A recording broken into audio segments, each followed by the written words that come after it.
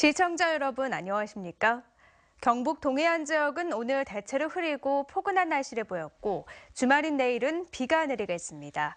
예상 강수량은 5에서 20mm로 일요일 밤까지 내렸다 그쳤다를 반복하겠습니다.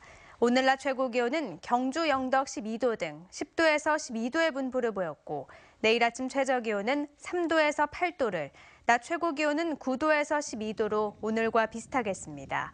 바다의 물결은 0.5에서 1.5m로 일겠습니다. 지난해 9.12 경주 지진으로 피해를 본 국가지정과 도지정 문화재의 27%는 복구가 완료된 것으로 파악됐습니다.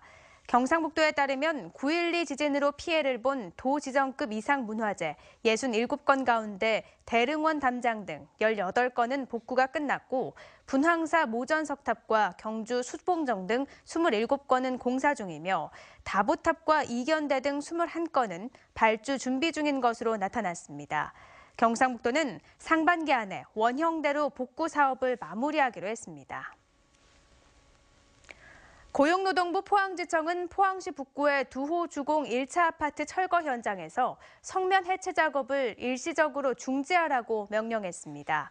포항지청은 지역 환경단체의 제보로 현장을 점검한 결과 근로자들이 성면 해체 작업 현장에서 수시로 음식물을 섭취했으며 작업 후 몸을 씻을 수 있는 샤워 시설이 제대로 갖춰지지 않은 사실을 적발해 이같이 명령했다고 밝혔습니다.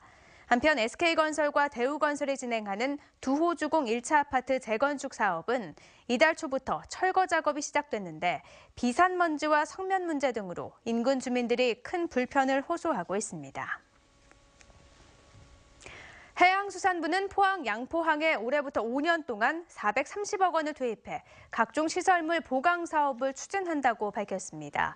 이에 따라 방파제 700m를 보강하고 150m 길이의 소형 어선 부두를 신설하는 등 선박의 안전과 해양관광 활성화를 위한 각종 시설물들이 보강됩니다. 국가어항인 포항 양포항은 문어와 아귀의 주산지로 유명하고 요트 계류장과 해상 공연장 등 다양한 해양 레저 시설을 갖추고 있어 아름다운 관광 어항으로 자리 잡아가고 있습니다. 경상북도와 포항시는 오늘 제2회 서해 수호의 날 기념식을 갖고 안보 의지를 다졌습니다. 경상북도는 안동 웅부공원에서 기념식을 갖고 서해 수호 전사자에 대해 헌화와 분향을 하고 안보 결의문을 낭독했습니다. 포항시도 문화동 대장홀에서 기념식을 갖고 북한의 도발로 목숨을 잃은 아들과 이웃들의 죽음이 헛되지 않도록 나라를 지키고 가꾸는 데 앞장설 것을 다짐했습니다. 서해 수호의 날은 지난 2002년 제2연평해전과 2010년 천안함 피격, 연평도 포격 도발 당시 서해를 수호하다 숨진 56명을 기리기 위해 정부가 지난해 국가기념일로 제정했습니다. 새로운 한국을 위한 국민운동은 오늘 롯데백화점 포항점 앞에서 롯데를 살리자는 성명서를 발표했습니다. 이때는 롯데가 사드 부지를 제공한 뒤 중국 내 롯데마트 99개 가운데 67개가 영업정지를 받았다며 롯데 살리기를 통해 중국의 사드 보복에 굴하지 않겠다는 의지를 보이자고 호소했습니다. 독도의 최초 주민 고 최종덕 씨가 지난 1963년 독도에 들어가 함석으로 토담집을 짓고 24년 동안 전복 양식과 어업 활동을 하며 생활한 모습을 담은 사진집이 출간됐습니다.